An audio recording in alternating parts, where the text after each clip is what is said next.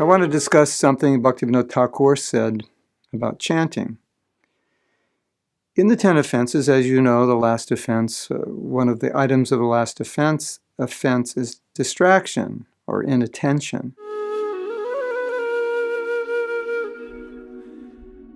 In a commentary, Bhaktivinoda Thakura said, how can you not commit this offense? He said, actually, it's impossible unless you have the mercy of the Guru. You can't chant without inattention because of the nature of the mind. So, one of my godbrothers had said that as you chant and you try to chant, no matter how hard we try, we can't perfect the chanting. And so the harder we try to perfect it, and the more we see how far we are from perfection, humility arises. And what does that humility create? What does it do for us? That humility creates this dependence. Oh, Srila Prabhupada, oh, Guru Maharaj, I can't do this alone. I can't perfect my chanting. I can't come to the stage of Shuddha Nam without your mercy. So the first point I think is super important. Are you even aware that when you're chanting, the goal is to chant Shuddha Nam? That's where you want to come to. That awareness must be there. Maybe this next round, maybe this next bead, maybe this next name, I can chant purely. That's what I want. And as I make an effort to chant purely, and I should make an effort because effort is everything, at the same time, the effort is not everything because the effort attracts mercy, and through mercy, we achieve success. So I'm trying to chant purely. I want to awaken love of Krishna through, and the only way is through Shuddha Nam. So I'm chanting, please, please help me. As I'm chanting, I'm seeing I'm not there. I'm not qualified. I'm very lowly.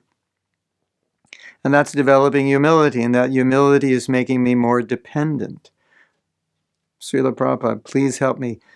Mahaprabhu, please help me, give me mercy. Nityananda Prabhu, please give me mercy so that I can chant purely. So the more we want to advance in our chanting, the more we become dependent on mercy because we're becoming humble, and in that humility, we realize how dependent we are. So this shows us how important humility is, because if we're not humble, if we don't realize that we require mercy, then we just think, oh, I can chant okay, or I can become a great chanter.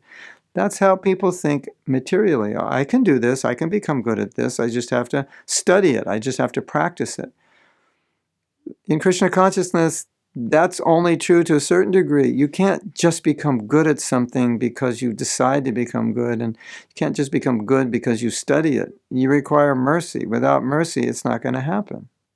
It just won't. It's in Krishna's hand. He's not going to give us Shuddha Nam if he doesn't feel we're qualified, if he doesn't feel we're humble enough, if he doesn't feel we really desire it. Why would he give it to us? We don't even want it, or we're not even qualified. So as we feel unqualified, humility awakens, or you can switch it around the other way. As you feel humility, you feel unqualified. So what this shows us is that pride is destructive. And if we are proud, we cannot chant. And that's why Mahaprabhu said, Trinadapi Sunichena, we need to chant with the humility like straw on the street. Now, we know that when you chant, the result of love, which the holy name gives, is humility. But at the same time, Mahaprabhu is saying, you have to approach the holy name with this kind of humility that I'm not qualified. I don't know how to chant purely, but I'm dependent on your mercy. So I think this is important to discuss, to hear that Bhaktivinoda Thakura, he's blatantly saying you can't overcome this offense of inattention without mercy, no matter how hard you try. Then you might think, well, sometimes I try and I'm more attentive than others. More attentive is relative. To be completely attentive, that's something different. And also, what the Acharyas say, that attention also means not to give attention to material desires. So when we say inattention, it means we're giving attention to something else. Karma, gyan, something other than I just want pure Shuddha Nam. So that's, can we do that without mercy? I don't think so. Can we become completely anyabhilashi takshunyam just by trying? No, we require mercy. Everything ultimately depends on mercy. And mercy comes as a consequence of effort when it's done in a humble state. So the point of this discussion is just to underscore the importance of chanting in a humble state of mind. Because without it, we just think, oh, I can master this pure chanting thing. I can do it. No, we're totally dependent on mercy to be able to chant without offenses. And the harder you try, in a humble state, the more Krishna will reciprocate. The harder you try, not in a humble state, thinking, oh, I can do this. This is easy. It's not going to work. You're not going to get the mercy. So you won't actually be able to chant purely without the mercy, because you might be thinking, I don't need it. I can just do it on my own. That's not Krishna consciousness.